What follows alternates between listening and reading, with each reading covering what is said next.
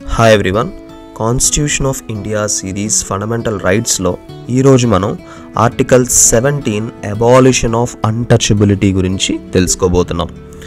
Article 17 ప్రకారం untouchability అంటే అంటరానితనాన్ని ఈ రాజ్యాంగం సంపూర్ణంగా బహిష్కరిస్తుంది. అంటరానితనాన్ని దాని అన్ని రకాలుగా అన్ని ఫామ్స్లోని కూడా పనిషబుల్ అఫెన్స్ చేసింది రాజ్యాంగం ఆర్టికల్ 17 ద్వారా.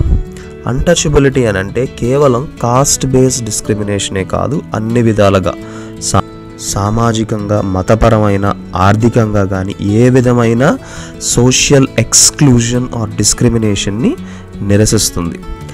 ఈ ఆర్టికల్ 17 అనేది అబ్సల్యూట్ రైట్. దీనికి ఏ రిస్ట్రిక్షన్స్ లేవు. ప్రభుత్వం అండ్ ఇండివిజువల్స్ ఎవరైనా బాధ్యులే.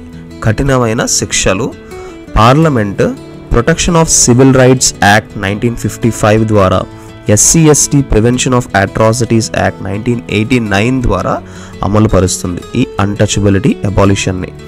అలాగే Supreme Court state of Karnataka versus Appabalu Ingale కేసులో అన్టచబిలిటీ అంటే కేవలం కాస్ట్ బేస్డే కాదు, ఎనీ సోషల్ సెగ్రిగేషన్ అన్టచబిలిటీ కింద వస్తుంది అని అంది.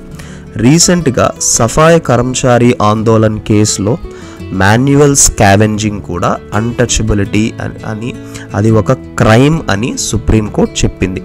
ఇదే ఆర్టికల్ 17 అబాలిషన్ ఆఫ్ అన్టచబిలిటీ.